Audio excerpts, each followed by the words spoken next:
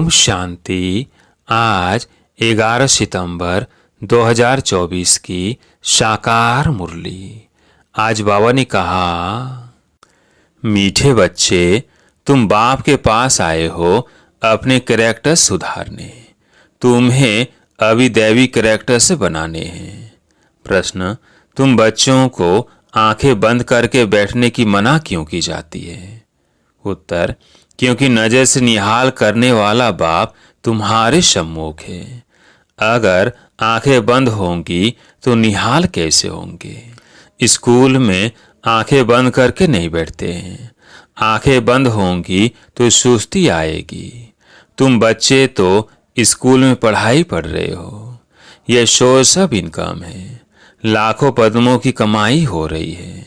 कमाई में सुस्ती, उदासी नहीं आ सकती। ओम शांति। मीठे मीठे रूहानी बच्चों प्रति बाप समझाते हैं। यह तो बच्चे जानते हैं कि रूहानी बाप परम धाम से आकर हमको पढ़ा रहे हैं। क्या पढ़ा रहे हैं? बाप के साथ आत्मा का योग लगाना सिखलाते हैं, जिसको याद की यात्रा कहा जाता है।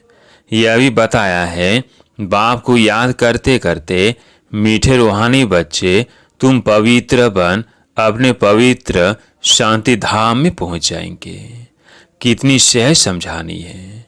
अपने को आत्मा समझो और अपने प्रीतम बेहद के बाप को याद करो, तो तुम्हारे जन्म जन्मांतर के पाप जो है वो भस्म होते जाएंगे। इसको ही योग अग्नि कहा जाता है। यह भारत का प्राचीन राजयोग है, जो बाप ही हर 5000 वर्ष के बाद आकर सिखलाते हैं। बेहद का बाप ही भारत में इस साधारण तन में आकर तुम बच्चों को समझाते हैं। इस याद से ही तुम्हारे जन्म जन्मांतर के पाप कट जाएंगे, क्योंकि बाप पतित पावन है और सर्वशक्तिमान है। तुम्हारी आत्मा की बैटरी अभी तमो प्रधान बन गई है। जो सतो प्रधान थी, अब उनको फिर से सतो प्रधान कैसे बनाए? जो तुम सतो प्रधान दुनिया में जा सको, वह शांति धाम घर में जा सको। बच्चों को यह बहुत अच्छी रीति याद रखना है। बाप बच्चों को यह डोज देते हैं। यह याद की यात्रा उठते बैठते चलते फिरते तुम कर सकते हो। जितना हो सके गृहस्थ व्यवहार में रहते हुए कमल फूल समान पवित्र रहना है। बाप को ही याद करना है और साथ साथ दैवी गुण भी धारण करने हैं, क्योंकि दुनिया वालों के तो आसुरी कैरेक्टर्स है। तुम बच्चे यहाँ आए हो दैवी कैरेक्टर से बनाने। इन लक्ष्मी नारायण के कैरेक्टर्स बड़े मीठे थे। भक्ति मार्ग में उन्होंने महिमा गाई हुई है। भक्ति मार्ग कब से शुरू होता है यह अभी किसको पता नहीं है। अभी तुमने समझा है। और रावण राज्य कब से शुरू हुआ यह अभी अब समझा है। तुम बच्चों को ये सारी नॉलेज बुद्धि में रखनी है, जबकि जानते हो हम ज्ञान सागर रूहानी बाप के बच्चे हैं। अब रूहानी बाप हमको पढ़ाने आते हैं। यह भी जानते हो यह कोई ऑर्डिनरी बाप नहीं है। यह रूहानी बाप जो हमको पढ़ाने आया है, उनका निवास स्थान सदैव ब्रह्मलोक में है। लौकिक बाप तो सबके यहाँ है। यह बच्चों को अच्छी रीति निश्चय में रखना है। हम आत्माओं को पढ़ाने वाला परमपिता परमात्मा है, जो बेहद का बाप है। भक्ति मार्ग में लौकिक बाप होते हुए भी परमपिता परमात्मा को बुलाते हैं। उनका एक ही नाम यथार्थ शिव है। बाप खुद समझाते हैं, मीठे मीठे बच्चों, मेरा नाम एक ही शिव है। भल अनेक नाम अनेक मंदिर बनाए हैं, परंतु वह सब है भक्ति मार्ग की सामग्री। यथार्थ नाम मेरा एक ही शिव है। तुम बच्चों को आत्मा ही कहते हैं। शालिग्राम कहे तो भी हर्जा नहीं। अनेकानेक शालिग्राम है, शिव एक ही है। वह है बेहद का बाप। बाकी सब है बच्चे। इसके पहले तुम हद के बच्चे, हद के बाप के पास रहते थे। ज्ञान तो था नहीं, बाकी अनेक प्रकार की भक्ति करते रहते थे। आधा कल्प भक्ति की, द्वापर से लेकर भक्ति शुरू होती है। रावण राज्य भी शुरू हुआ है। यह है बोझ सहज बात, परंतु इतनी सहज बात भी कोई मुश्किल समझते हैं। रावण राज्य कब से शुरू होता है यह भी कोई नहीं जानता। तुम मीठे बच्चे जानते हो, बाप ही ज्ञान का सागर है। जो उनके पास है वो आकर बच्चों को देते हैं। शास्त्र तो है भक्ति मार्ग के, अभी तुम समझ गए हो ज्ञान, भक्ति और फिर है वैराग्य।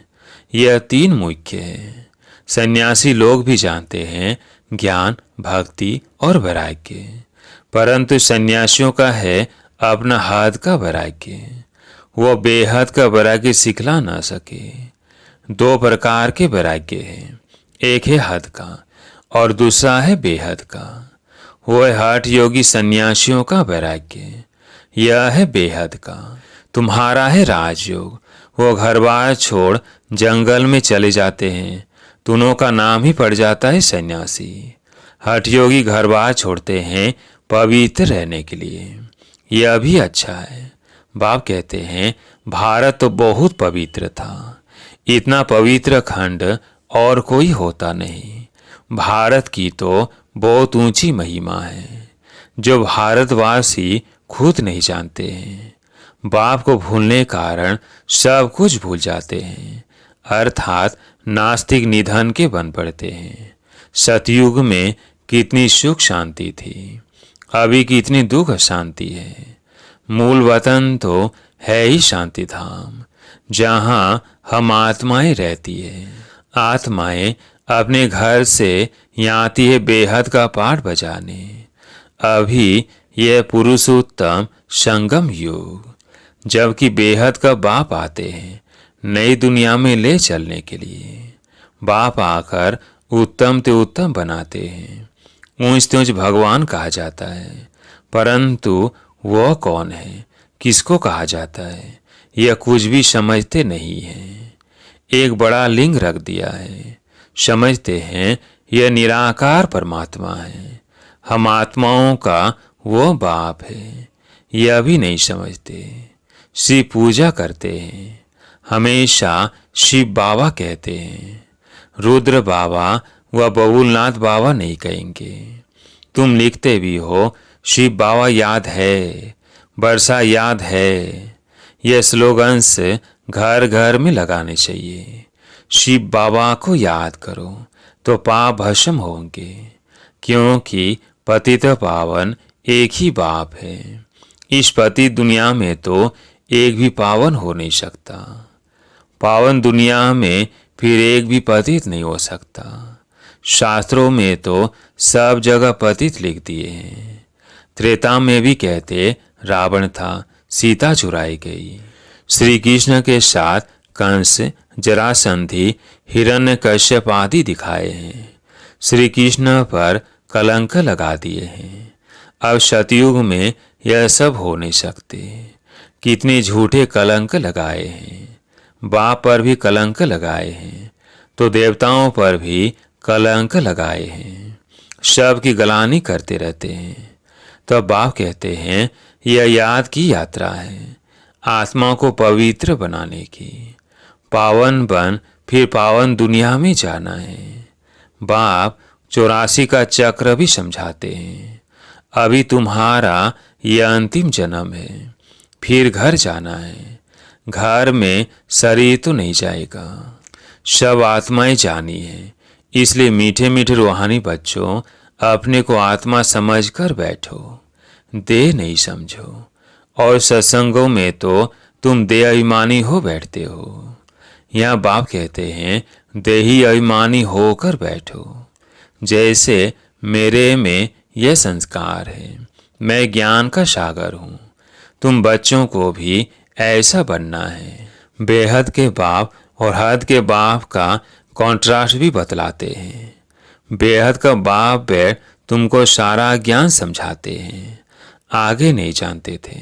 अभी सृष्टि का चक्र कैसे फिरता है, उनका आदि मध्य अंत और चक्र की आयु कितनी है, सब बतलाते हैं।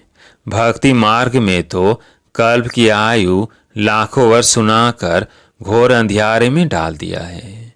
नीचे ही उतरते आए हैं। कहते भी है ना, जितना भक्ति करेंगे उतना बाप को नीचे खींचेंगे। बाप आकर हमको पावन बनाएंगे। बाप को खींचते हैं क्योंकि पतित है, बड़े दुखी बन जाते हैं। फिर कहते हैं हम बाप को बुलाते हैं। बाप भी देखते हैं बिल्कुल दुखी तमो प्रधान बन गए हैं। 5 वर्ष पूरे हुए हैं, तब फिर आते हैं। यह पढ़ाई कोई इस पुरानी दुनिया के लिए नहीं है। तुम्हारी आत्मा धारण कर साथ ले जाएगी। जैसे मैं ज्ञान का सागर हूँ, तुम भी ज्ञान की नदियाँ हो। यह नॉलेज कोई इस दुनिया के लिए नहीं है। यह तो छीछी दुनिया, छीछी शरीर है। इनको तो छोड़ना है। शरीर तो यहाँ पवित्र हो नहीं सकता। मैं आत्माओं का बाप हूँ, आत्माओं को ही पवित्र बनाने आया हूँ। इन बातों को मनुष्य तो कुछ भी समझ नहीं सकते हैं। बिल्कुल ही पत्थर बुद्धि पतित है। इसलिए गाते हैं पतित पावन। आत्मा ही पतित बनी है। आत्मा ही सब कुछ करती है। भक्ति भी आत्मा करती है। शरीर भी आत्मा लेती है। अब बाप कहते हैं मैं तुम आत्माओं को ले जाने आया हूँ। मैं बेहद का बाप तुम आत्माओं के बुलावे पर आया हूँ। तुमने कितना पुकारा है, अभी तक भी बुलाते रहते हैं। हे पतित पावन, ओ गॉड फादर, आकर इस पुरानी दुनिया के दुखों से, डेविल से लिबरेट करो, तो हम सब घर में चले जावे। और तो कोई को पता ही नहीं है हमारा घर कहाँ है, घर में कैसे कब जाएंगे। मुक्ति में जाने के लिए कितना माथा मारते हैं, कितने गुरु करते हैं। जन्म जन्मांतर माथा मारते चले आए हैं। वे गुरु लोग जीवन मुक्ति के सुख को तो जानते ही नहीं। वे चाहते हैं मुक्ति। कहते भी हैं विश्व शांति कैसे हो। सन्यासी भी मुक्ति को ही जानते हैं, जीवन मुक्ति को तो जानते नहीं। परंतु मुक्ति, जीवन मुक्ति दोनों वर्षा बाप ही देते हैं। तुम जब जीवन मुक्ति में रहते हो तो बाकी सब मुक्ति में चले जाते हैं। अभी तुम बच्चे नॉलेज ले रहे हो यह बनने के लिए। तुमने ही सबसे जास्ती सुख देखा है, फिर सबसे जास्ती दुख भी तुमने देखा है। आदि सनातन देवी देवता धर्म वाले तुम ही फिर धर्म भ्रष्ट, कर्म भ्रष्ट हो गए हो। तुम पवित्र प्रवृत्ति मार्ग वाले थे। यह लक्ष्मी नारायण पवित्र प्रवृत्ति मार्ग के हैं। घर बार छोड़ना यह सन्यासियों का धर्म है। सन्यासी भी पहले अच्छे थे, तुम भी पहले बहुत अच्छे थे, अभी तमो प्रधान बने हो। बाप कहते हैं यह ड्रामा का खेल है। बाप समझाते हैं यह पढ़ाई है ही नई दुनिया के लिए। पति शरीर, पति दुनिया में ड्रामानुसार हमको फिर 5,000 वर्ष के बाद आना पड़ता है। न कल्प लाखों वर्ष का है, न मैं सर्वव्यापी हूँ। यह तो तुम मेरी गलानी करते आए हो। मैं फिर भी तुम पर कितना उपकार करता हूँ। जितनी शिव बाबा की गलानी की है उतना और कोई की नहीं की है। जो बाप तुमको विश्व का मालिक बनाते हैं उनके लिए तुम कहते रहते हो सर्वव्यापी है। जब गलानी की भी हद हो जाती है तब फिर मैं आकर उपकार करता हूँ। यह पुरुषोत्तम संगम योग, कल्याणकारी योग, जबकि तुमको पवित्र बनाने आता हूँ। कितनी सहज युक्ति पावन बनाने की बतलाते, कितनी सहज युक्ति पावन बनाने की बतलाते हैं। तुमने भक्ति मार्ग में बहुत धक्के खाए हैं, तालाब में भी स्नान करने जाते हैं, समझते हैं इससे पावन बन जाएंगे। अब कहाँ वो पानी और कहाँ पतित पावन बाप। वो सब है भक्ति मार्ग और यह है ज्ञान मार्ग। मनुष्य कितने घोर अंधियारे में है, कुंभकर्ण की नींद में सोए हुए हैं। यह तो तुम जानते हो, गाया भी जाता है, विनाश काले विपरीत बुद्धि विनश्यन्ति।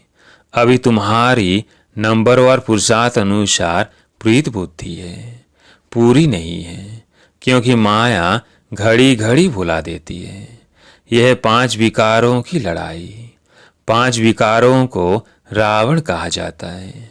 रावण पर गधे का शीश दिखाते हैं। बाबा ने यह भी समझाया है, स्कूल में कब आंखें बंद करके नहीं बैठना होता है। वह तो भक्ति मार्ग में भगवान को याद करने की शिक्षा देते हैं कि आंखें बंद करके बैठो। या तो बाप कहते हैं ये स्कूल है। सुना भी है नजर से निहाल। कहते हैं ये जादूगर है। अरे वह तो गायन भी है। देवताएं भी नजर से निहाल होते हैं। नजर से मनुष्य को देवता बनाने वाला जादूगर हुआ ना।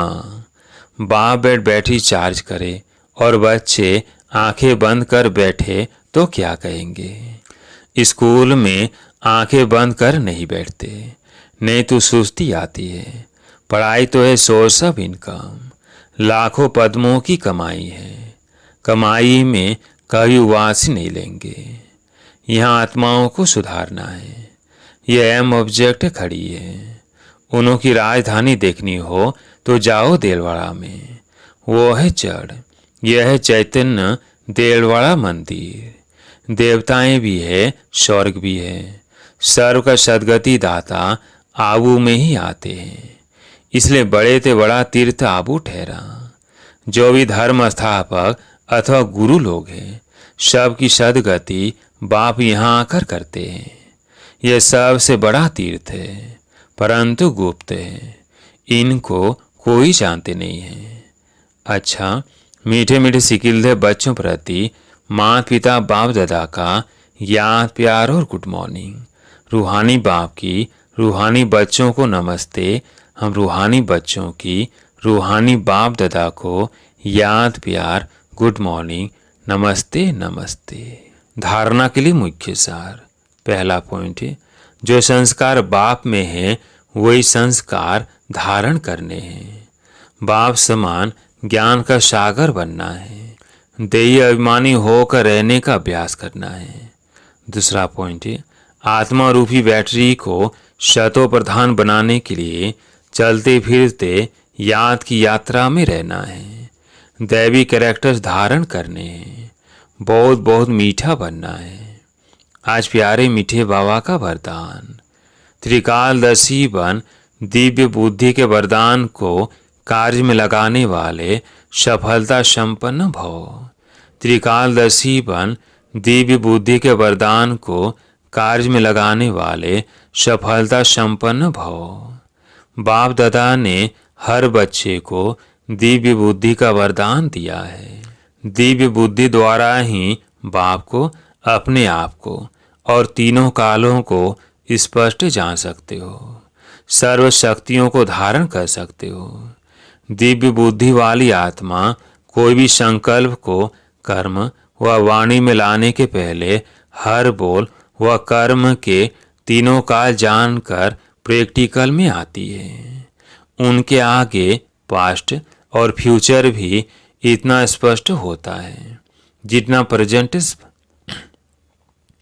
उनके आगे पास्ट और फ्यूचर भी इतना स्पष्ट होता है जितना प्रेजेंट स्पष्ट है। ऐसे दिव्य बुद्धि वाले त्रिकालदर्शी होने के कारण सदा सफलता संपन्न बन जाते हैं। आज का स्लोगन, संपूर्ण पवित्रता को धारण करने वाले ही परम आनंद का अनुभव कर सकते हैं। संपूर्ण पवित्रता को धारण करने वाले ही परमानंद का अनुभव कर सकते हैं। अच्छा, ओम शांति।